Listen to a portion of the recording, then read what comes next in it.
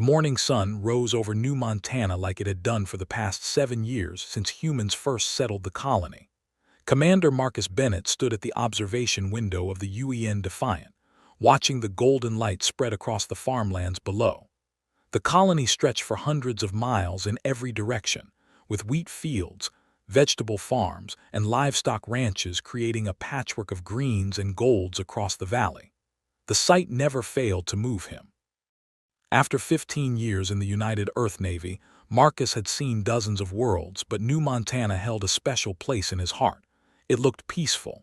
It looked like the future humanity had always dreamed about. It looked like home. Marcus had been patrolling this sector for 3 years now, and he knew every asteroid, every trading route, and every colonist settlement by heart. The Defiant was not a warship in the traditional sense. She was a patrol vessel, designed to respond to emergencies, assist cargo ships having trouble, and maintain a visible presence in the outer rim territories where Earth's authority was more symbolic than real.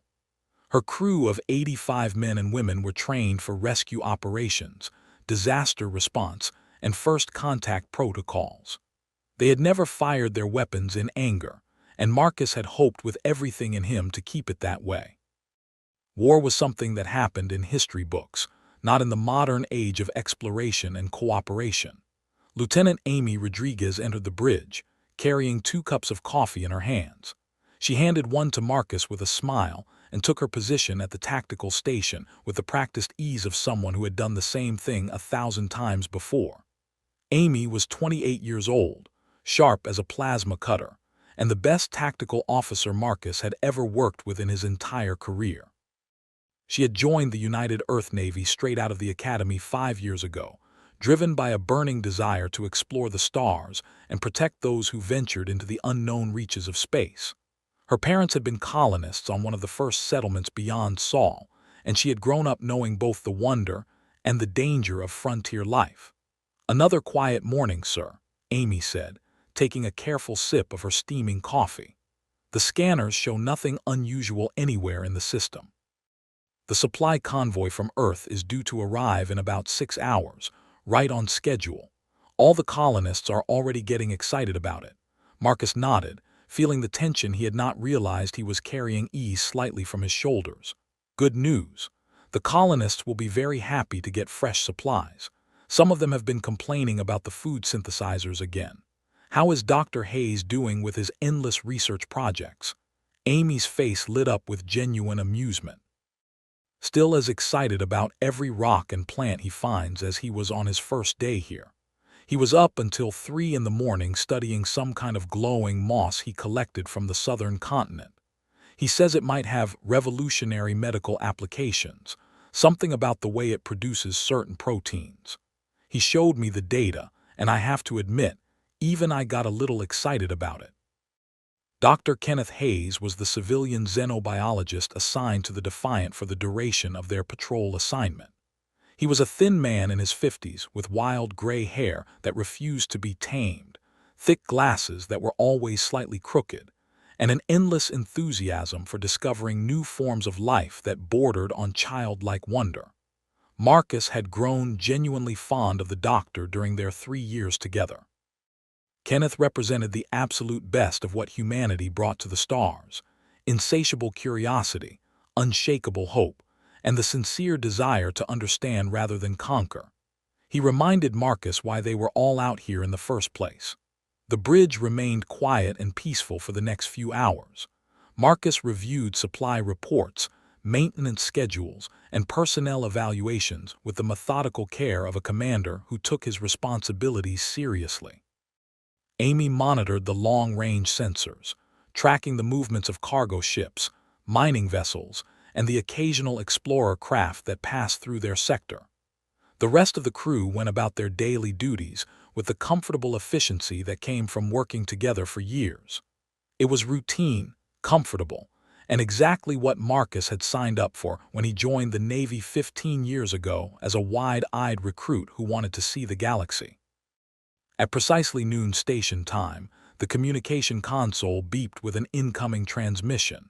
Ensign Peter Walsh, the young communications officer who had joined them just 6 months ago, looked up from his station with a puzzled expression crossing his face.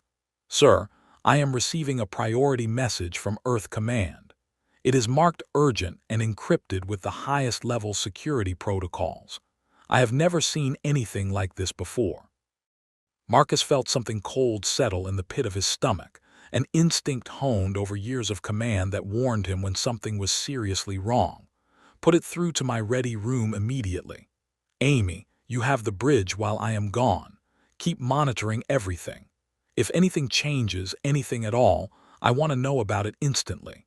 In the small office adjacent to the bridge, Marcus activated the secure channel with his command codes. The face of Admiral Patricia Green appeared on the screen within seconds. She looked exhausted, with dark circles under her eyes and new lines of stress Marcus had never seen before. There was something in her expression that made Marcus's stomach tighten with dread. He had known Patricia for 10 years, had served under her command on 2 different assignments, and he had never seen her look this worried. "Commander Bennett," she said without any preamble or small talk, her voice tight and controlled. "I am sending you classified intelligence that just reached Earth Command less than 4 hours ago. The Zalthar Dominion has issued an ultimatum to all human colonies, every single settlement we have beyond the Sol system. This is not a diplomatic suggestion. This is a direct threat backed by military force." Marcus felt his blood run cold in his veins. The Zalthar Dominion was the most powerful empire in all of known space, a fact that no one disputed. They had conquered 47 different intelligent species over the past 2 standard centuries, building a massive empire that stretched across more than a quarter of the explored galaxy. Their military was legendary for its ruthless efficiency, their technology was generations ahead of most other species, and their approach to diplomacy was simple: submit or be destroyed. Humanity had only encountered them twice before in formal diplomatic settings, both times brief exchanges that had been tense but ultimately peaceful. The Zalthar had seemed content to ignore humanity as beneath their notice. Until now. "What kind of ultimatum are we talking about, Admiral?" Marcus asked, dreading the answer he knew was coming. Patricia's jaw tightened, muscles working under her skin. "They are demanding that we abandon all human colonies beyond the Sol system within exactly 30 standard days. Every man, woman, and child must return to Earth or the inner planets. They claim we are encroaching on territory that belongs to them by ancient right of conquest, that we are expanding into regions they have marked for future development. They are saying our very presence in the Outer Rim is an insult to their authority and a violation of what they call the natural order of the galaxy." "That is completely insane," Marcus said, his voice rising despite his efforts to stay calm. "New Montana is nowhere near Zalthar space. We checked all the territorial claims before we established the colony. We followed every single protocol, consulted every database, made absolutely sure we were not stepping on anyone's territory. The nearest Zalthar outpost is more than 50 light-years away from here. How can they possibly claim this is their space?" "I know all of that," Patricia said, her voice heavy with frustration. "I was at the meeting where the colony sites were approved. We were meticulous. But the Zalthar do not care about our maps or our protocols.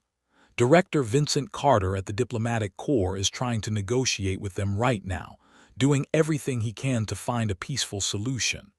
But Ambassador Krell, their representative, is not interested in discussion or compromise. He told our people in the clearest possible terms that humanity is a primitive species that does not understand its place in the galactic order. He said we are children playing with toys we do not comprehend, and that it is time for the adults to teach us proper behavior." Marcus felt rage building in his chest, hot and fierce. "What are our orders from Earth Command?" "For now, maintain your regular patrol schedule and try to act like everything is normal. We are hoping desperately that this is just a bluff, some kind of political posturing by the Zalthar to intimidate us into giving them something they actually want. But I need you to be absolutely ready for anything, Marcus. If things go wrong, if the situation deteriorates, your ship may be the only thing standing between those 12,000 colonists and whatever the Zalthar decide to do. I am authorizing you to take any and all measures necessary to protect civilian lives." "Understood completely, Admiral. We will be ready for anything." The transmission ended with a soft beep, and Marcus sat in silence in his small office for a long moment, staring at the blank screen. His mind raced through possibilities, scenarios, and contingencies. He had heard stories about the Zalthar over the years, whispered tales from traders who had visited their space, from explorers who had seen the aftermath of their conquests, from diplomats who had negotiated with their officials. They were ruthless, efficient, and absolutely convinced of their superiority over every other species in the galaxy. They did not negotiate with species they considered inferior. They gave orders and expected instant, complete obedience. Those who refused were crushed without mercy or hesitation. Marcus stood up slowly, straightened his uniform, and returned to the bridge with measured steps. He called his senior officers to an immediate meeting in the conference room. Besides Amy, there was Lieutenant Gary Fisher, the chief engineer who kept the aging Defiant running through skill and determination, and Lieutenant Commander Helen Morris, who served as both first officer and primary liaison to the colonial government below. He briefed them on the situation with careful precision, leaving nothing out, watching their faces shift from initial disbelief to growing anger to grim determination. They were good officers, every one of them, and they understood what this meant. "Can we actually evacuate the entire colony if we absolutely need to?" Helen asked.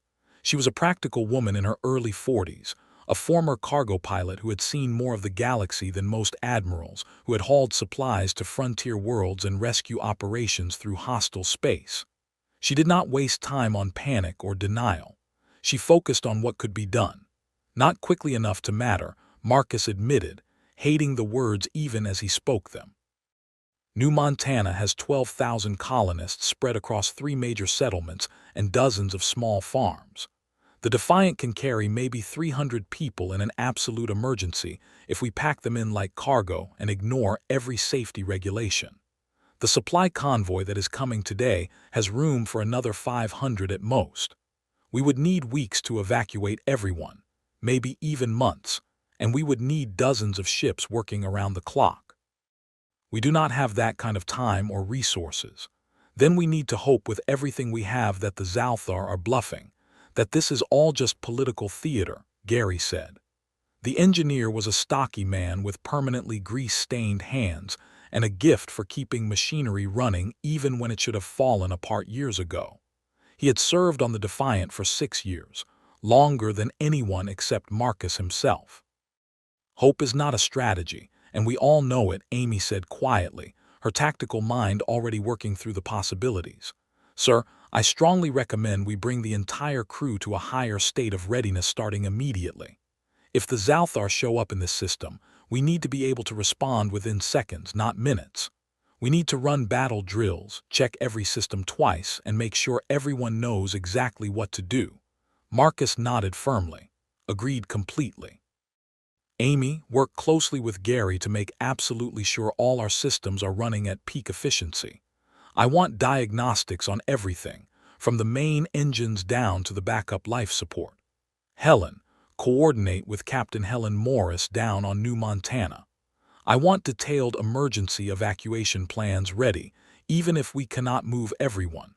At least we can save some of them if the worst happens.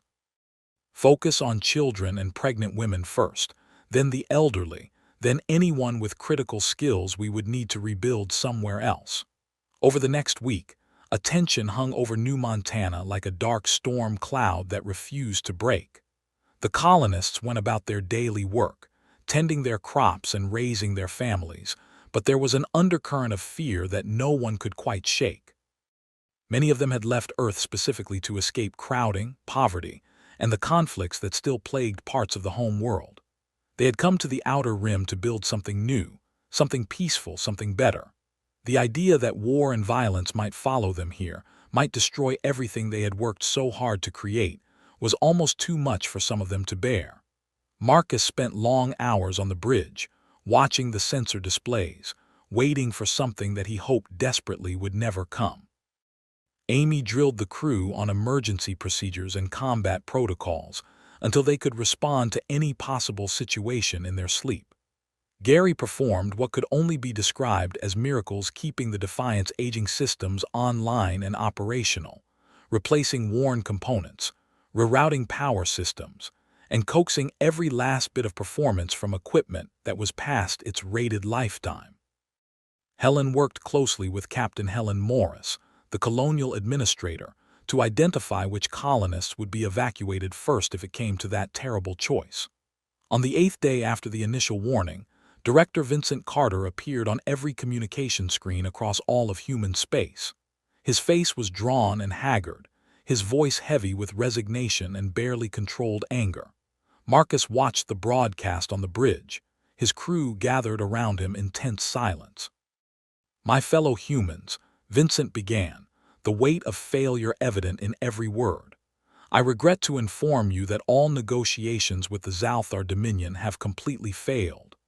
Ambassador Krell has refused every single compromise we offered, every attempt at peaceful resolution that we proposed. The Zalthar have given us exactly 22 days remaining to comply fully with their ultimatum. They have stated in absolutely clear terms that any human presence beyond the Sol system after that deadline will be considered an open act of war and will be met with immediate and overwhelming military force." Vincent paused, and Marcus could see the weight of an entire species on the man's shoulders, crushing him. "Earth's government is meeting in emergency session right now to determine our official response. We are reaching out to other spacefaring species, hoping desperately to build a coalition that can pressure the Zalthar to reconsider their position. But I must be completely honest with you all, and you deserve nothing less than the truth. Most species in known space are absolutely terrified of the Dominion. They will not risk their own safety and survival to protect us. We are alone in this." The transmission ended with a soft chime, and Marcus looked around the bridge at his crew. They sat in stunned silence, processing what they had just heard. "What do we do now, sir?" Peter asked. The young ensign looked genuinely scared, and Marcus could not blame him one bit. Peter had joined the Navy to see the stars, to be part of something bigger than himself. He had not signed up for war. "We do our job exactly as we always have," Marcus said firmly, putting every ounce of command authority he possessed into his voice. "We protect the people on New Montana for as long as we possibly can. We prepare for every contingency. And we hope that Earth finds a way to stop this before it goes any further. But most importantly, we do not give up. We do not surrender. And we do not abandon the people depending on us. But hope, as Marcus had learned over 15 years of service, was in desperately short supply when facing an empire that had conquered 47 species. 12 days after the initial warning, on what had started as a perfectly ordinary morning, the Zalthar arrived. Marcus was in his small quarters, trying desperately to sleep despite the anxiety gnawing at his mind, when the alarm blared through the ship with deafening urgency. He was on the bridge in less than 30 seconds, still pulling on his uniform jacket as he ran through the corridors. "Report immediately," he barked as he took his command chair. Amy's face was pale, drained of all color. "Sir, we have multiple contacts emerging from hyperspace at the edge of the star system. Configuration matches known Zalthar warship designs exactly. I count 15 vessels total, including at least 3 heavy cruisers of the Dominator class. They are moving into attack formation. This is not a patrol. This is an invasion force." Marcus felt his heart sink into his stomach like a stone dropping into dark water. 15 ships. The Defiant would be incredibly lucky to survive a straight fight with even one of them. "Hail them immediately on all frequencies," he ordered, already knowing it was futile. "And get me an emergency channel to New Montana. We need to start evacuations right now, this very second." Peter worked frantically at his console, his young fingers flying across the controls. "Sir, the Zalthar are not responding to any of our hails. We have tried every standard frequency, every diplomatic channel, everything in the database. They are moving into formation and heading directly toward New Montana. Estimated arrival time at the colony, 4 hours and 17 minutes. Marcus grabbed the ship-wide intercom with hands that were completely steady despite the fear coursing through him. "All hands throughout the ship, This is the commander. We have Zalthar warships entering the system in hostile formation. This is not a drill. I repeat, this is absolutely not a drill. All personnel report to battle stations immediately. Seal all bulkheads. Prepare for combat operations. The Defiant came alive with frantic activity throughout every deck. Crew members rushed to their assigned posts. Systems that had been in standby mode were brought fully online, and the ship's meager weapons were charged and made ready. Marcus knew with absolute certainty that it would not be nearly enough. The Defiant had been built for patrol work and rescue operations, not frontline combat. Her shields were weak, designed to deflect micrometeors and radiation rather than military-grade weapons. Her guns were outdated, museum pieces compared to modern warship armament. Her armor was thin, just enough to protect against accidental impacts. She was a rescue boat being sent against a battleship. But she was all that stood between 12,000 innocent colonists and an alien armada bent on teaching humanity a lesson. Helen established an emergency channel to the colony surface. Captain Helen Morris appeared on the screen, her face tight with barely controlled fear but her voice remarkably steady. "Commander Bennett, we are beginning evacuations immediately, but we need time. We need as much time as you can possibly give us." "I will buy you every second I can," Marcus promised, meaning it with every fiber of his being. "Get the children and pregnant women on the first transports out. Move everyone else to the underground shelters we built. If we cannot stop the Zalthar, at least you will have some protection from orbital bombardment." Two other patrol ships, the Guardian and the Sentinel, had been conducting operations in nearby star systems. They arrived within the hour, their commanders sending urgent reports as they entered the system. Captain Daniel Harper of the Guardian was a grizzled veteran with 30 years of military service, a man who had seen more combat than most admirals. Captain Lisa Montgomery of the Sentinel was younger, only recently promoted to command, but she had earned her position through exceptional skill and unwavering determination. The three human ships formed a defensive line between New Montana and the approaching Zalthar fleet, 3 small vessels against 15 warships. "This is absolutely suicide," Lisa said over the secure command channel, her voice shaking slightly.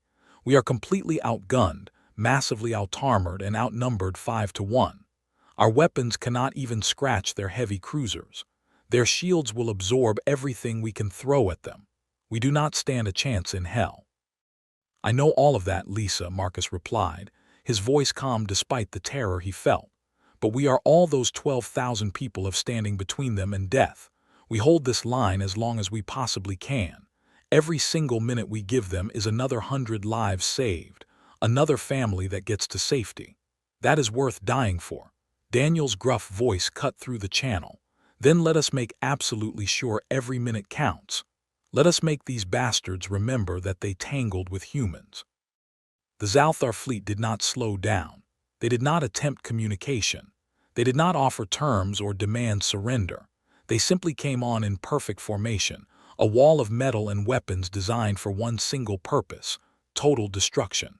When they were within maximum weapons range, Marcus gave the order he had hoped his entire career never to give. "All ships, open fire with everything you have."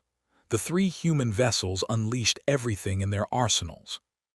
Missiles streaked through the black void of space, energy beams lanced out in brilliant colors, and railgun rounds tore toward the enemy at incredible velocities. For one brief moment, Marcus allowed himself to hope. Maybe they could do some real damage. Maybe they could force the Zalthar to think twice about the cost of this attack. Then the Zalthar returned fire with casual, overwhelming force, and hope died screaming. The first coordinated barrage struck the Sentinel with devastating precision. Lisa's ship staggered violently under the incredible impact, her shields collapsing like tissue paper in a hurricane. The second barrage, fired less than 3 seconds later, tore completely through her hull, ripping the Sentinel apart from the inside. The ship exploded in a massive ball of white-hot fire and expanding debris that lit up the darkness of space. "No," Marcus shouted, his voice breaking. "Lisa," but there was nothing anyone could do. The Sentinel and her entire crew of 73 were simply gone. The Guardian lasted only slightly longer through sheer determination and skill. Daniel managed to maneuver his ship behind one of New Montana's 3 moons, using the satellite for cover and buying precious seconds. But the Zalthar were patient hunters. They surrounded the moon with methodical precision, cutting off all possible escape routes, and hammered the Guardian with sustained fire until she was nothing but a spreading cloud of wreckage. The Defiant was suddenly, terribly alone against 15 warships. Amy fired every working weapon the ship possessed with desperate determination, but it was like throwing pebbles at an armored tank. The Zalthar heavy cruiser locked its weapons on the Defiant, and Marcus knew with absolute certainty that his ship had only seconds left before being obliterated. "Helm, emergency evasive maneuvers now," he ordered with desperate urgency. The pilot, a young woman named Sarah Brooks who had joined them just a year ago, threw the Defiant into a wild series of maneuvers that would have torn apart a lesser vessel. She pushed the aging ship beyond every safety limitation, beyond every rated stress tolerance. Zalthar weapons fire passed so close that Marcus could actually see the energy beams on the main view screen, close enough to feel their heat through the hull. "Shields at 15% and falling fast," Gary reported from engineering, his voice strained. "We cannot possibly take another direct hit. If they connect even once, we are finished." Marcus made the hardest decision of his entire life in that moment. "Helm, get us down to the colony surface immediately. We are going to land and evacuate as many people as we can physically carry." "Sir, if we go down there, we will be completely trapped," Amy protested. "We will never get back into space." "We are dead anyway no matter what we do," Marcus said quietly, with absolute certainty. "At least this way we can save some of them. At least we can get a few thousand people out before the end." The Defiant dove toward New Montana's surface like a meteor, alarms blaring throughout every deck as the ship strained to make the descent in one piece.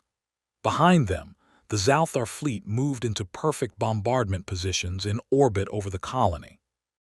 And then, with no warning and no mercy, they opened fire on the defenseless surface below. Marcus watched in absolute horror as energy beams rained down from orbit like the wrath of angry gods.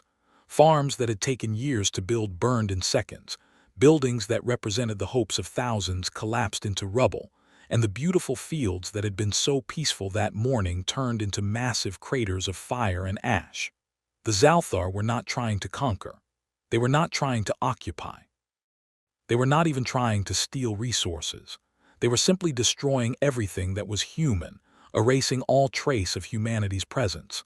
"Get us down right now," Marcus roared, his voice raw.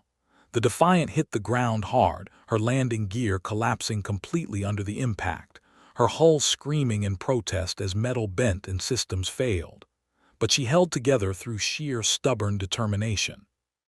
The cargo bay doors opened with a hydraulic hiss, and Marcus was already running, already shouting orders at the top of his lungs. "Everyone who can move, get to the ship immediately. Leave everything behind, just run for your lives." Colonists streamed toward the Defiant from all directions, their faces blackened with thick smoke, their eyes wide with absolute terror. Children cried for parents they could not find. Parents carried infants wrapped in whatever they could grab, and the elderly struggled desperately to keep up with younger people. Marcus and his crew pulled people aboard with their bare hands, packing them into every available space no matter how small. Above them, the Zalthar bombardment continued without pause.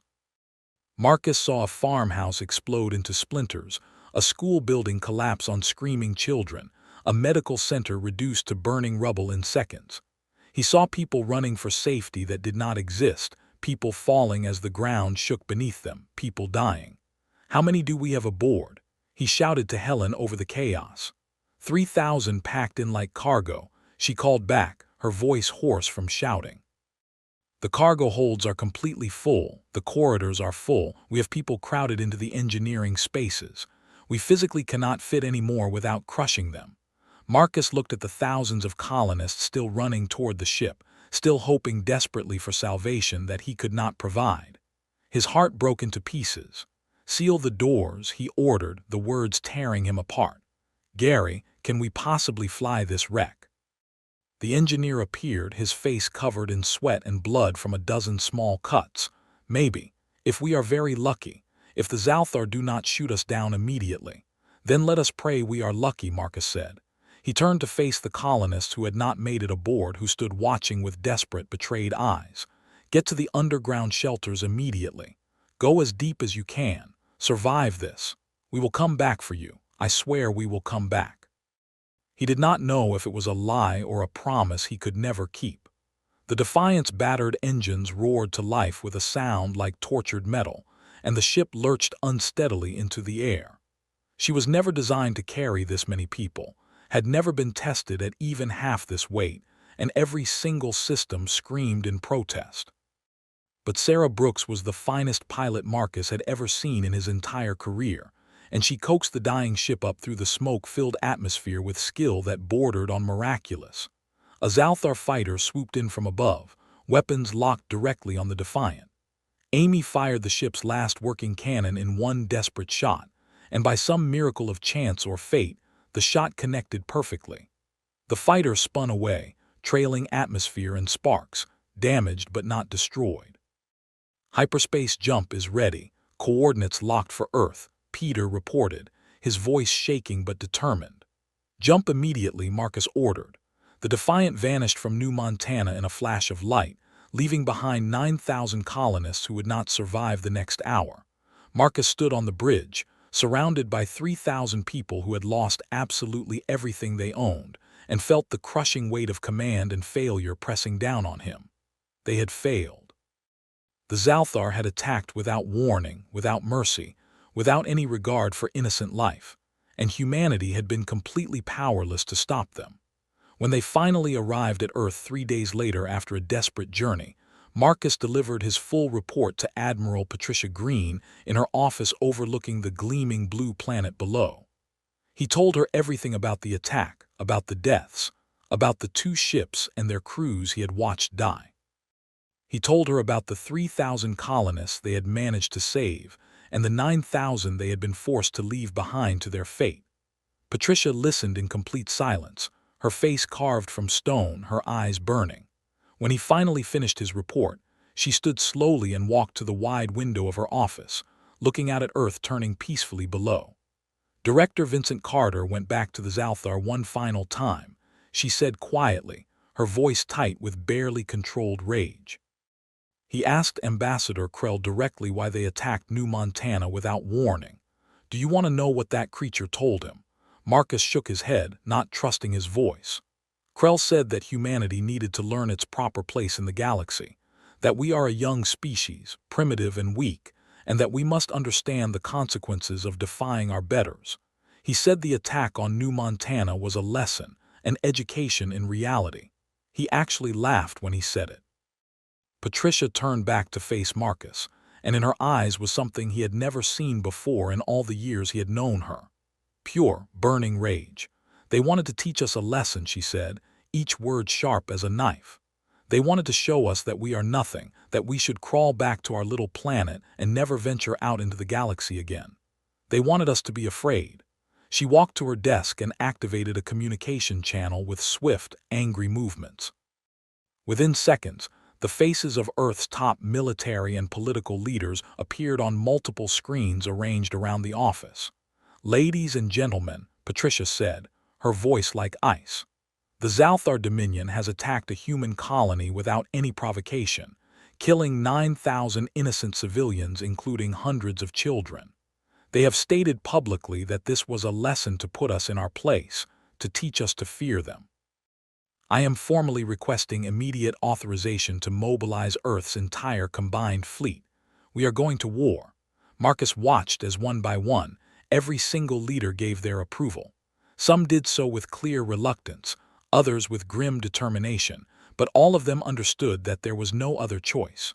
Humanity could not survive in a galaxy where any powerful species could slaughter their people without consequence. The vote was completely unanimous. Earth went to war. Over the next 4 weeks, humanity mobilized like never before in its entire history. Every shipyard in the Sol system worked around the clock in continuous shifts, building new vessels from scratch and upgrading old ones that had been mothballed for decades. The combined fleet swelled from a peacetime force of 70 ships to an armada of 200 as everything that could fly and fight was pressed into service. Civilian ships were converted for military use. Mining vessels were fitted with weapons. Even some of the older exploration ships from the first days of human spaceflight were brought back and retrofitted. Marcus was given command of a brand new destroyer fresh from the orbital shipyards, a sleek warship called the Vengeance. It was significantly larger than the poor Defiant had been, far better armed with the latest weapons technology Earth could produce, and purpose built from the keel up for frontline combat. The name had been his choice, approved immediately by Admiral Green. Amy Rodriguez was promoted to lieutenant commander and became his executive officer, bringing with her the tactical brilliance that had helped them survive. Gary Fisher led the engineering department with the same dedication he had shown on the Defiant, and many of the surviving crew members from that desperate day volunteered to join him on the Vengeance. They trained relentlessly, running combat drills until the crew could respond to any threat in their sleep. They planned strategy sessions that stretched for hours, studying every scrap of intelligence about Zalthar tactics and technology. They prepared themselves mentally and physically for what everyone knew would be the fight of their lives. Admiral Patricia Green took personal command of the entire fleet, overseeing every aspect of the preparation with tireless energy. She was a woman completely transformed from the administrator Marcus had known before. The attack on New Montana had stripped away any softness, revealing the warrior that had always lurked beneath. She had steel in her spine and fire in her eyes, and every person under her command would have followed her into the depths of hell itself. Other nations and colonies across human space contributed ships and personnel to the effort. The loss of New Montana had unified humanity in a way that nothing else in history ever had. Political differences were set aside, old grudges were forgotten, and everyone focused on the single goal of making the Zalthar pay for what they had done. Every person who joined the military, who volunteered to crew the ships heading into battle, had the same thought burning in their mind. This could have been my home, my family, my world. Intelligence reports came in regularly from Agent Samantha Brooks, a deep-cover operative who had somehow managed to infiltrate Zalthar communication networks through methods she refused to explain even to Admiral Green. Her reports painted a picture of an enemy that was confident to the point of arrogance. The Dominion leadership believed absolutely that humanity would collapse at the first sign of real military resistance, just like the other 47 species they had conquered before.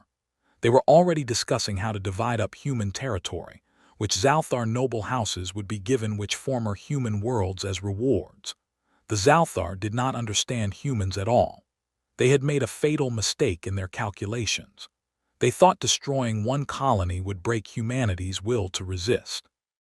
Instead, they had given humanity something it had not had in generations, a common enemy and a unified purpose. Colonel Andrew Morrison, a brilliant strategic genius who had studied every major conflict in human history from ancient times to the present day, developed the comprehensive battle plan. It was risky, completely unconventional, and relied entirely on the one significant advantage humanity possessed over the technologically superior Zalthar: pure adaptability and creative thinking. The Zalthar fought according to rigid military doctrine that had been refined over 2 centuries of conquest. They followed the same proven tactics that had won them an empire spanning hundreds of worlds. Their ships were incredibly powerful, their technology was generations advanced beyond most other species, but they were utterly predictable in how they used those advantages. They had become overconfident, lazy in their dominance. Humans, by contrast, were not predictable at all. Humanity had spent its entire history fighting wars against itself, developing tactics and counter-tactics in an endless cycle of innovation. Humans were survivors, adapters, creatures who could look at any situation and find a way to turn it to their advantage. As the massive fleet assembled in formation near Jupiter's orbit, the ships hanging in space like a constellation of deadly stars, Marcus stood on the bridge of the Vengeance and looked at the 200 vessels gathered for war. They were not the most powerful fleet in the galaxy by any measure. Their technology was not the most advanced. Many of the ships were old, patched together from spare parts and determination, but they were crewed by men and women who had seen exactly what the Zalthar were capable of doing and had chosen to fight anyway, to stand up and say no. Patricia's voice came over the fleet-wide channel, broadcast to every ship simultaneously. Her words carried to tens of thousands of personnel preparing for battle. All ships, this is Admiral Green. In less than 1 hour, we will make the jump to Zalthar space and engage their military forces directly. I know that many of you are wondering why we are doing this, why we are risking everything for a war that we did not start, that we did not want. She paused for a long moment, and Marcus could imagine her standing on the bridge of her massive flagship, the Washington, looking at her crew with the same fierce determination she had shown when declaring war. We fight because 9,000 of our people were murdered without any cause or warning. We fight because the Zalthar believe we are weak, that we will submit to their will out of simple fear. We fight because humanity has never bowed to tyrants and bullies in all of our long history, and we absolutely will not start now. Marcus felt a chill run down his spine as her words echoed through the bridge. The Zalthar wanted to teach us a lesson about our place in the galaxy, Patricia continued, her voice rising with passion. They wanted us to learn to be afraid of them, to crawl back to Earth and never dare to venture out again. Well, we are about to teach them a lesson of our own. We are about to show them what happens when you attack innocent people. We are about to demonstrate what happens when you declare war on humanity. The fleet jumped to hyperspace as one, 200 ships vanishing in flashes of light, and the war truly began. Marcus stood at his post, his hands steady on the controls, his mind focused on the battle ahead. He thought of the 9,000 colonists who had died on New Montana. He thought of Lisa Montgomery and Daniel Harper, brave commanders who had given their lives buying time for others. He thought of every human who had ever looked up at the stars and dreamed of a better future. The Zalthar had made a terrible mistake. They had awakened something in humanity that had been sleeping, something that every bully and tyrant in human history had eventually discovered to their regret. They had picked a fight with a species that simply did not know how to quit, that would rather die fighting than live in submission.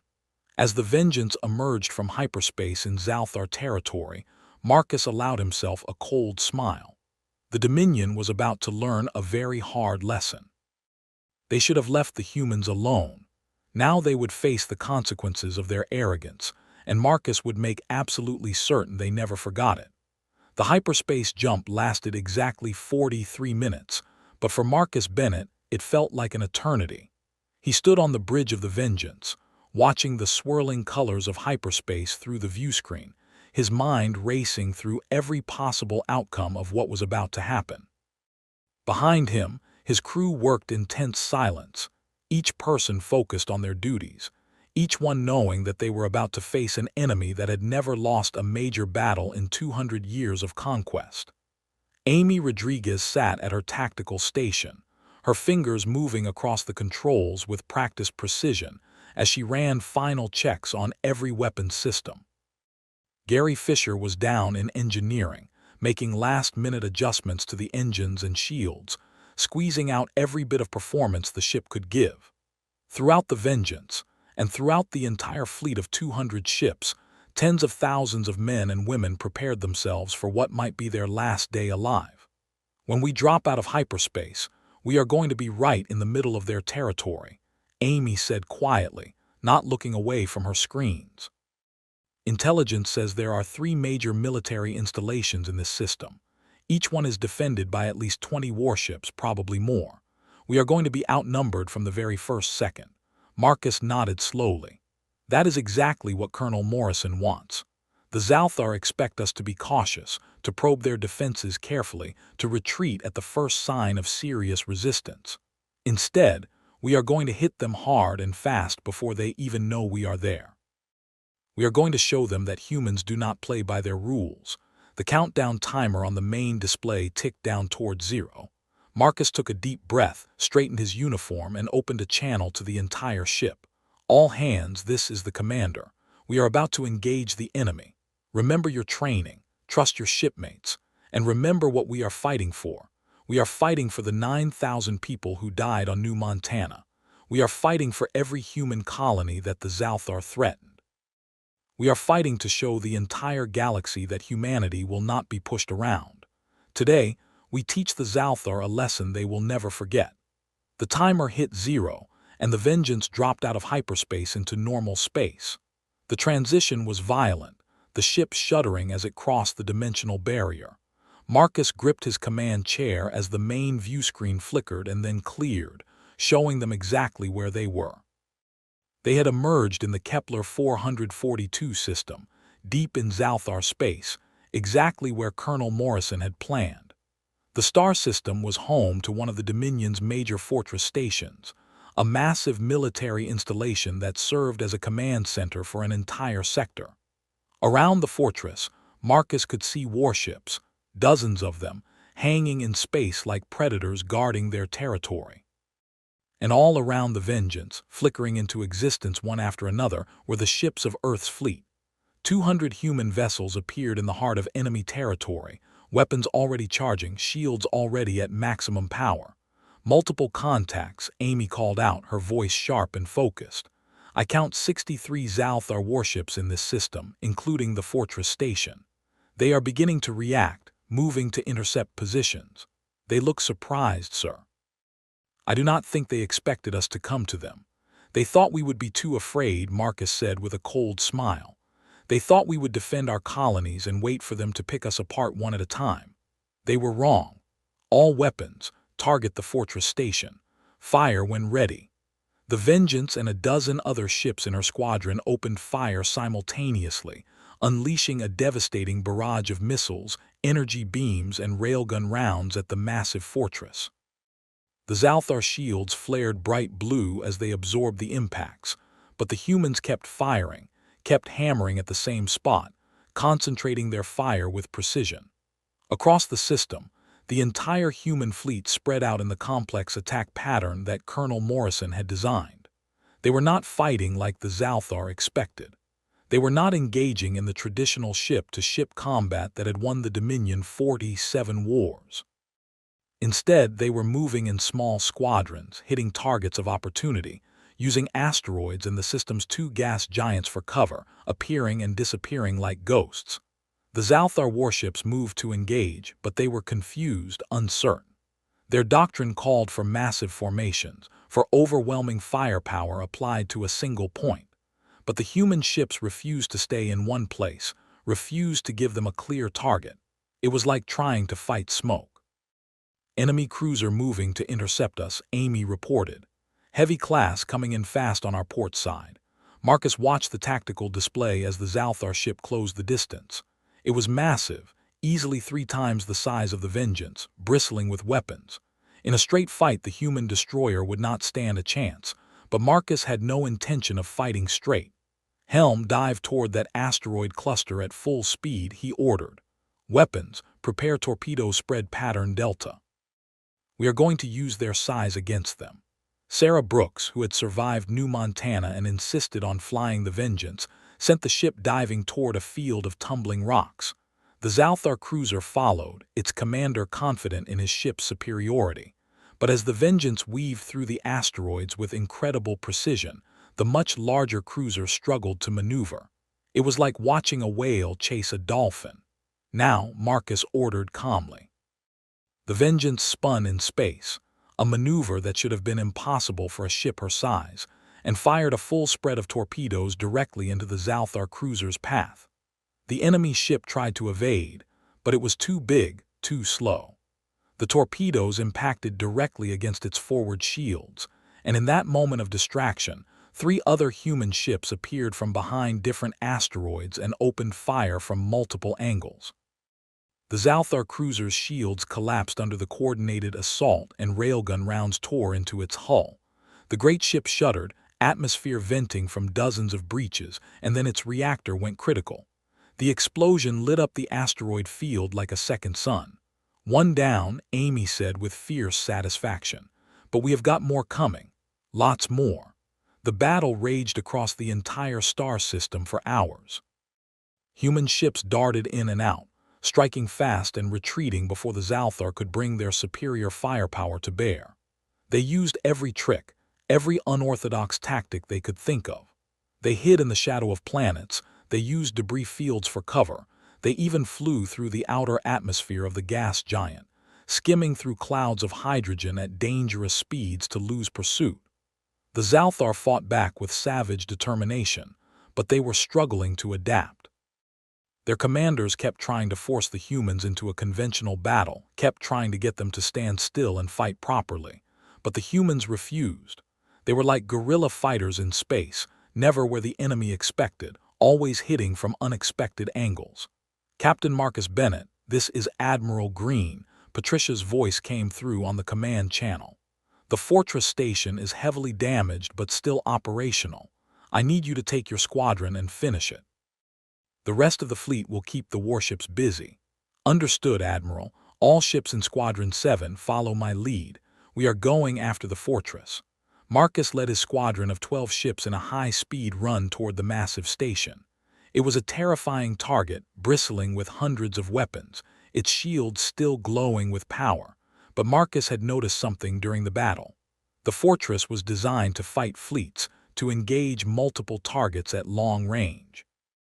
Its defensive systems were not optimized for close-range combat. "We are going right down their throat," he announced to his squadron. "Full speed, maximum shields forward, and do not slow down no matter what happens. When we get close, target the shield generators. If we can knock those out, the station is defenseless." The 12 human ships accelerated toward the fortress in a tight formation, presenting the smallest possible target. The station's weapons opened fire, filling space with energy beams and explosive rounds. 2 human ships took direct hits, their shields failing, their hulls breached. Marcus watched in horror as the destroyer Liberty spun out of control, her crew lost. But the remaining 10 ships kept going, kept accelerating, kept pushing forward. "We are inside their optimal firing range," Amy reported. "Shields at 40% and dropping. We are taking a beating, sir." "Almost there," Marcus said through gritted teeth. "Hold together just a little longer." The human ships roared past the fortress's outer defensive perimeter, so close that Marcus could see the details of its hull plating on the view screen. At this range, the station's massive weapons could not track them effectively. They were too close, moving too fast. "Now, fire everything." The 10 surviving ships unleashed every weapon they had at point-blank range, targeting the exposed shield generators that dotted the fortress's surface. Explosions blossomed across the station's hull as one generator after another was destroyed. The fortress's shields flickered, weakened, and then collapsed completely. "Shields are down on the fortress," Amy shouted triumphantly. "It is exposed. All ships in the fleet, this is Admiral Green. The fortress is vulnerable. Concentrate all fire. Destroy it now." From across the star system, from every human ship that had a clear line of fire, weapons fire converged on the now defenseless fortress. Missiles streaked through space, energy beams lanced across the void, and railgun rounds hammered into the station's bare hull. The fortress tried to return fire, but without shields it was helpless. The station's reactor complex was hit by a lucky shot from a human cruiser. The explosion was spectacular, a chain reaction that tore through the entire massive structure. For a moment, the fortress was brighter than the star it orbited, and then it was simply gone, reduced to expanding debris and fading energy. The Zalthar warships that remained in the system saw their command center destroyed and did what they had never done before in their entire military history. They retreated. The proud ships of the Dominion, which had conquered 47 species, turned and fled from human forces. "Do we pursue, Admiral?" Marcus asked over the fleet channel, watching the enemy ships jump to hyperspace. "Negative," Patricia replied. "We have accomplished our objective here. Begin recovery operations for any survivors, then we move to the next target. We have 2 more installations to hit before the Zalthar can properly respond." The human fleet had won its first major victory, but the cost had been significant. Marcus looked at the casualty reports coming in and felt his stomach turn. 17 ships lost, nearly 3,000 crew members dead or missing. But they had destroyed or disabled more than 40 Zalthar warships and eliminated a major military installation. By any measure, it was a stunning success. Over the next 2 weeks, the human fleet struck 2 more Zalthar installations in lightning raids. Each time, they used the same tactics that had worked at Kepler 442. They appeared without warning, struck hard and fast, and disappeared before the enemy could organize an effective response. The Zalthar military commanders were bewildered, frustrated, and increasingly desperate. Intelligence reports from Agent Samantha Brooks revealed that the Dominion leadership was in chaos. They had sent their fleets to crush what they thought would be easy resistance, only to have those fleets decimated by an enemy they had dismissed as primitive. The Zalthar High Command was arguing among themselves, each faction blaming others for the disaster, none of them able to understand how humans were winning. But Marcus knew the truth. Humans were not winning because they had better technology or more powerful ships. They were winning because they were willing to adapt, to innovate, to throw out the rulebook and fight in ways the enemy never expected. The Zalthar had spent 2 centuries conquering species that fought the way they expected. Humanity was different. 6 months into the war, Admiral Green called a meeting of all ship commanders at a secure location in deep space. Marcus took a shuttle over to the Washington and found himself in a briefing room with 200 other captains, all of them showing the strain of continuous combat. Patricia stood at the front of the room, her uniform crisp but her face showing the exhaustion of command. Behind her was a massive star chart showing Zalthar space. "Ladies and gentlemen, we have accomplished something remarkable in the past 6 months. We have destroyed or captured more than 200 enemy warships. We have eliminated 7 major military installations. We have liberated 4 worlds that the Zalthar had conquered from other species. But the war is not over. The Zalthar still have a massive fleet, and they are finally beginning to adapt to our tactics." She pressed a control and the star chart zoomed in on one particular system. This is the Zalthar home system, their capital world, their government, their military headquarters. Colonel Morrison and I have developed a plan for an assault on the system itself. If we can strike at the heart of the Dominion, we can force them to surrender. A murmur ran through the assembled captains. Attacking the Zalthar home system was audacious to the point of insanity. It would be defended by hundreds of ships, by orbital defense platforms, by every weapon the Dominion could bring to bear. "I know what you are all thinking," Patricia continued. "This is dangerous. This is risky. Many of us will not come back, but this is also our chance to end the war decisively. The Zalthar need to learn that they cannot attack humanity without consequences. They need to learn that we will go anywhere, do anything to protect our people." Marcus felt his pulse quicken. It was a bold plan, maybe too bold, but he also knew that Patricia was right. The only way to truly defeat an empire like the Zalthar was to strike at its heart. Over the next month, the fleet prepared for the largest operation of the war. Every ship was brought to peak condition, every system checked and rechecked. Additional forces arrived from Earth, bringing the fleet's strength up to nearly 300 ships. It was the largest military force humanity had ever assembled. New technology was also being deployed, fruits of the crash research program that had been running since the war began. Dr. Elizabeth Stone, a brilliant physicist, had developed a shield harmonic system that could disrupt Zalthar weapons. It was not perfect, but it gave human ships a fighting chance against the enemy's superior firepower. Marcus spent his time training with his crew, running simulations of the upcoming battle, and trying not to think too much about the odds they faced. Amy had calculated that they would be outnumbered at least 2 to 1, possibly worse. But they had surprise on their side, and they had tactics the Zalthar had proven unable to counter effectively. The night before the attack, Marcus found himself unable to sleep. He walked through the quiet corridors of the Vengeance, checking on crew members, offering words of encouragement. He found Gary in engineering, as always, working on the engines. "Cannot sleep either," Gary asked, looking up from a power coupling he was adjusting. Too much on my mind, Marcus admitted. Tomorrow we are going to take the fight directly to their home. It seems almost impossible. Gary wiped his hands on a rag and looked at Marcus seriously. 6 months ago, it seemed impossible that we would even survive the first battle, but we did. We survived because we are stubborn, we are clever, and we refuse to give up.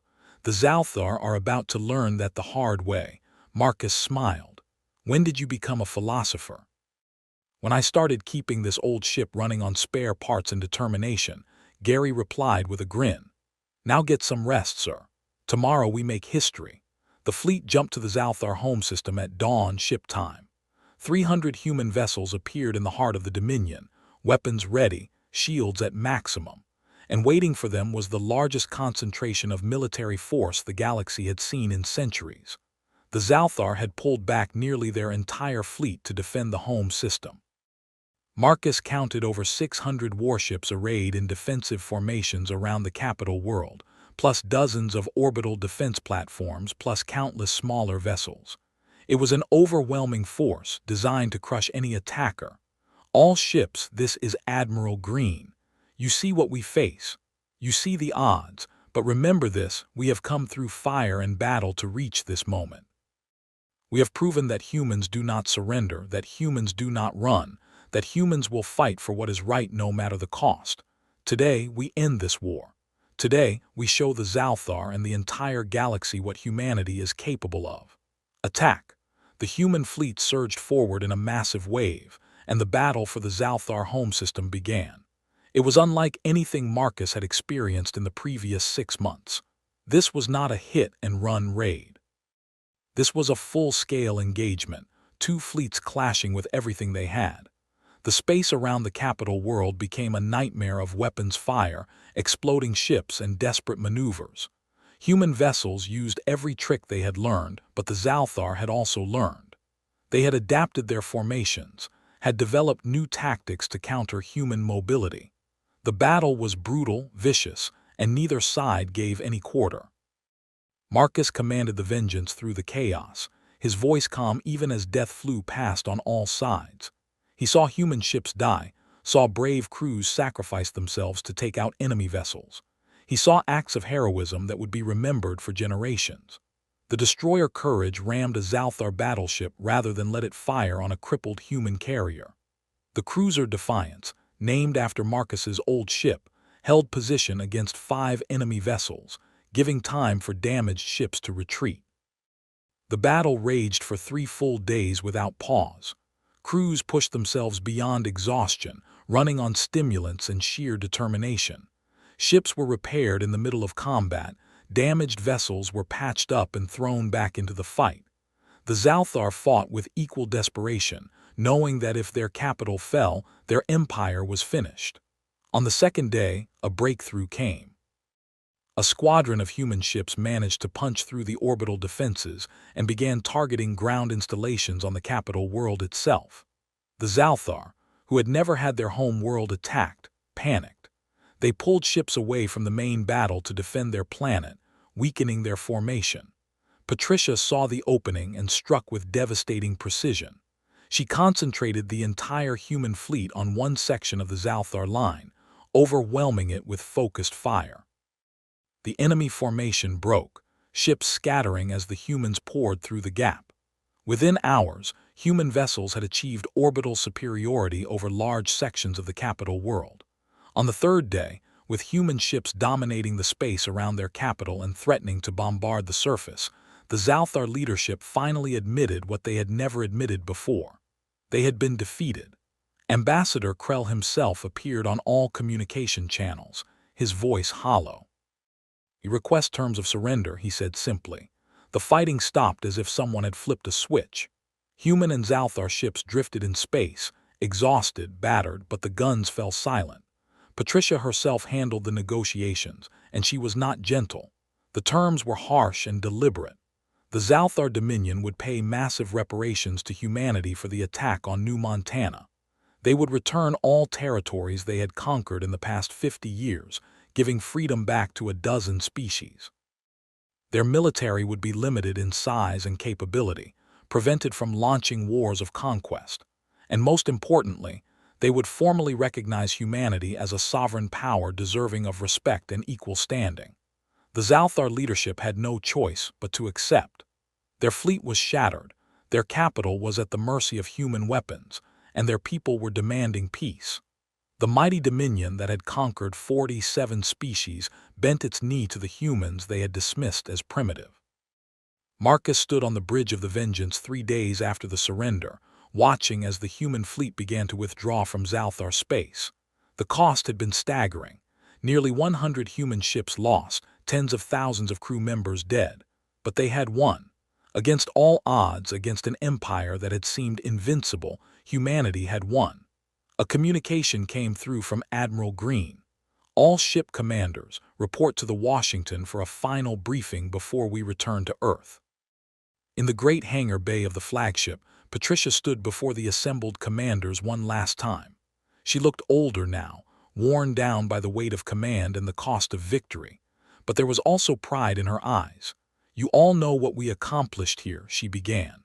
"We went to war against an empire that had never lost, against an enemy that thought we were beneath their notice. They attacked New Montana thinking it would be a simple lesson, a way to put us in our place. Instead, they learned a lesson they will never forget." She paused, her voice becoming quieter but more intense. "The galaxy now knows that humanity cannot be bullied. They know that if you attack our people, we will find you, we will fight you, and we will not stop until justice is done. The Zalthar wanted to teach us to be afraid. Instead, we taught them to respect us." Patricia looked at each commander in turn. "We are going home now. We are going home to Earth, to our families, to the lives we left behind. But we are not the same people who left 6 months ago. We are warriors now. We are survivors. And we are proof that humanity has a place among the stars, a place we earned with blood and courage." The commanders stood in silence, each one processing what they had been through, what they had lost, what they had gained. Marcus thought about the 9,000 colonists who had died on New Montana, thought about the thousands of crew members who had died in the war. They had paid a terrible price. But their sacrifice had not been in vain. 2 weeks later, the fleet returned to Earth. As the ships entered orbit around the blue planet, Marcus looked down at his home world and felt emotions he could not quite name. Joy, relief, sadness, pride, all mixed together into something too big for words. The governments of Earth declared a day of remembrance for all those who had died in the war. Memorials were built, names were carved in stone, stories were told and retold. But there was also celebration, because humanity had proven something important. They had proven that they belonged in the galaxy, that they would not be pushed around or intimidated. Marcus attended the memorial ceremony at New Montana, or what was left of it. The colony had been rebuilt over the past 6 months by survivors who had hidden in the underground shelters. They had come out after the Zalthar left and had immediately begun the hard work of rebuilding. The farms were starting to grow again, new buildings were rising from the ruins, and children played in the streets that had been bombed to rubble. Captain Helen Morris, who had survived in the shelters with 3,000 others, greeted Marcus as he stepped off the shuttle. She looked older, scarred by what she had endured, but her eyes were bright. "Thank you," she said simply. "Thank you for keeping your promise. You said you would come back, and you did." Marcus shook his head. "We all came back. Every human who fought in this war fought for New Montana, fought for you. We could not save everyone, but we made sure that those who died were not forgotten." The memorial was a simple stone wall with 9,000 names carved into it. Marcus walked along the wall, reading the names, remembering. These were the people they had failed to save, the people whose deaths had started a war. But their deaths had also united humanity, had given every human a reason to stand up and fight. Admiral Patricia Green gave the main speech at the ceremony. She spoke about loss and sacrifice, about courage and determination, about the price of freedom and the cost of justice. But she also spoke about hope, about the future, about the fact that humanity had earned its place among the stars. "The Zalthar thought they could teach us a lesson," Patricia said, her voice carrying across the crowd. "They thought they could make us afraid, make us small, make us crawl back to Earth and give up our dreams of the stars. But they were wrong. They were so very wrong because humanity does not give up. Humanity does not surrender, and humanity never forgets. She gestured to the memorial wall. These 9,000 people died, but their deaths had meaning. They united us. They showed us what we could become when we stand together. The Zalthar wanted to teach us a lesson, and they did. They taught us that we are stronger than we knew. They taught us that we will fight for each other. They taught us that humanity has a place in this galaxy, and that place is anywhere we choose to be. Marcus stood with his crew from the Vengeance, with Amy and Gary and Sarah and all the others who had survived. They had been through hell together, had faced death together, and had come out the other side. They were family now, bound by something deeper than blood. Later that evening, as the sun set over New Montana, Marcus found a quiet spot overlooking the valley. The rebuilt farm stretched out before him, golden in the fading light. It looked peaceful again. It looked like home. Amy found him there, standing in silence. "What are you thinking about, sir?" she asked quietly. Marcus was quiet for a long moment. "I am thinking about how close we came to losing everything.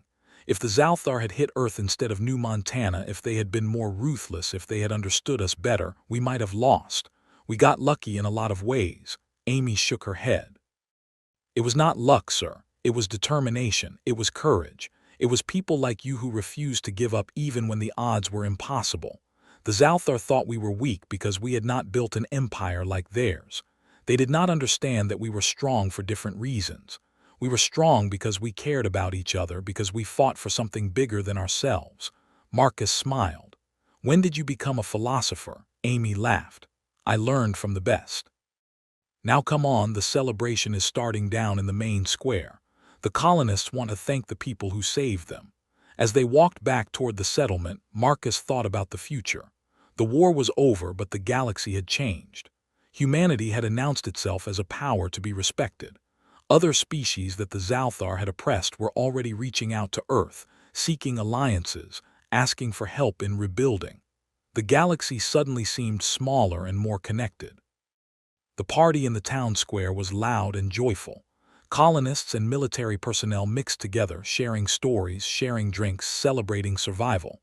Marcus found himself pulled into conversation after conversation, each colonist wanting to thank him personally for what he had done. Gary appeared at his elbow with 2 drinks. "You look like you need this, sir." Marcus took the drink gratefully. "How are you holding up, Gary?" The engineer shrugged, tired, relieved, glad to be alive. "The Vengeance is going to need a complete overhaul after what we put her through, but she held together when we needed her to. I'm proud of that ship." "You should be," Marcus said. "You kept her flying when she should have fallen apart. You saved a lot of lives." "We all did," Gary replied. "That is what we do. That is what humans do. We save each other." As the party continued into the night, Marcus found himself thinking about Ambassador Krell, wondering what the Zalthar was thinking now. The arrogant creature who had dismissed humanity as primitive was now forced to watch as human influence spread across the galaxy, as the empire he served became a shadow of its former self. The Zalthar had made a fatal mistake. They had judged humanity by their standards, by their definitions of strength and power. They had seen a species without a vast empire and assumed weakness. They had seen a species that preferred peace and assumed cowardice. They had not understood that humanity's strength came from different places, from the bonds between people, from the willingness to stand up for what was right even when the cost was high. They should have left the humans alone. That was the lesson the entire galaxy was learning now. Humanity asked for nothing more than to be left in peace, to explore the stars and build new homes. But if you attacked humans, if you threatened their families, if you killed their people without cause, then you faced something terrifying. You faced a species that would not stop, would not quit, would not rest until justice was done. Marcus raised his drink in a silent toast to the 9,000 names on the memorial wall, to the crew members who had died in battle, to everyone who had sacrificed so that humanity could stand proud among the stars. They had paid the price for victory, and Marcus would make sure their sacrifice meant something. The galaxy was watching now. They had seen what humans could do when pushed to war. And the message was clear to every species, every empire, every power that might think about threatening humanity in the future. You should have left the humans alone. Now you know why. 3 months after the war ended, Marcus received new orders from Earth Command. He was being promoted to admiral and given command of a new initiative called the Frontier Defense Force. It was a fleet specifically designed to protect human colonies and assist other species who were rebuilding after Zalthar occupation. The role came with significant responsibility, but Marcus accepted it without hesitation. He had learned during the war that sometimes the only way to maintain peace was to be strong enough that no one dared threaten it. Amy was promoted to captain and given command of the Vengeance. Marcus could not think of anyone more deserving. She had proven herself in battle after battle, had made split-second decisions that saved countless lives, and had the respect of every officer and crew member who served with her. Gary remained as her chief engineer, refusing several offers of promotion because he said he belonged on the Vengeance, and besides, no one else could keep that temperamental ship running properly. The diplomatic landscape of the galaxy had shifted dramatically in the wake of humanity's victory. Species that had been afraid to oppose the Zalthar were suddenly willing to speak up, to assert their own independence. The Dominion's empire fractured as world after world declared independence or sought protection from other powers. Within a year of the war's end, the territory the Zalthar controlled had shrunk to less than a quarter of what it had been at its height. Earth became the center of a new coalition called the Free Worlds Alliance. It was not an empire built on conquest, but a voluntary association of species who believed in mutual defense and cooperation. The alliance grew quickly as more species joined, drawn by humanity's reputation for keeping their word and standing by their allies. Marcus found it ironic that humanity had gained more influence through defending others than the Zalthar had ever achieved through conquest. Ambassador Krell was recalled to the Zalthar home world in disgrace. The being who had so arrogantly dismissed humanity as primitive was now blamed for starting a war that had destroyed the Dominion's power. Marcus learned through intelligence channels that Krell had been stripped of rank and title, reduced to a minor functionary processing cargo manifests at a remote outpost. It was a fitting end for someone who had thought himself so superior. The rebuilt New Montana thrived in the years following the war. The colony became a symbol of human resilience, a place where people came to remember what had been lost and to celebrate what had been saved. Tourism became a major industry as people from across human space came to see the memorial wall, to walk the fields where the battle had been fought, to stand where Marcus and his crew had made their desperate last stand. The colonists welcomed the visitors, seeing it as a way to make sure the sacrifice was never forgotten. Captain Helen Morris became the colony's permanent administrator and worked tirelessly to make New Montana not just a memorial but a living, growing community. She established educational programs about the war, not to glorify violence, but to teach future generations about the cost of peace and the responsibility that came with strength. Students from across human space came to study at the New Montana Institute for Interstellar Relations, learning diplomacy and conflict resolution in the shadow of a war that could have been prevented. Dr. Kenneth Hayes, who had survived the initial attack by being away on a research expedition, returned to New Montana and continued his work. The glowing moss he had been studying that night before the attack turned out to have remarkable medical properties, just as he had suspected. It became the basis for a new treatment for radiation exposure, saving thousands of lives across multiple species. Kenneth always said it was fitting that something beautiful came from the place where so much had been destroyed. Sarah Brooks, the pilot who had saved the Defiant and later flew the Vengeance through impossible situations, became an instructor at Earth's Naval Academy. She trained a new generation of pilots, teaching them not just how to fly but how to think creatively, how to see opportunities where others saw only obstacles. Her students called her the Ghost because of her ability to make a ship disappear and reappear where the enemy least expected. Agent Samantha Brooks, no relation to Sarah despite the shared name, continued her intelligence work but in a different capacity. She became the head of the new Interspecies Intelligence Agency, coordinating information sharing between alliance members. Her work during the war had proven the value of knowing your enemy, and she made sure that humanity and its allies would never again be caught off guard the way they had been at New Montana. Colonel Andrew Morrison, the strategic genius who had designed the tactics that won the war, retired from active service and wrote extensively about military theory. His books became required reading at military academies across a dozen species. He argued passionately that the best way to win a war was to never fight it in the first place.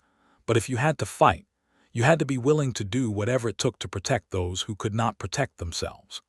Dr. Elizabeth Stone received numerous awards for her shield harmonic technology. She used her newfound fame to establish research institutes focused on defensive technologies. She believed that if species focused on protecting themselves rather than threatening others, the galaxy would be a more peaceful place.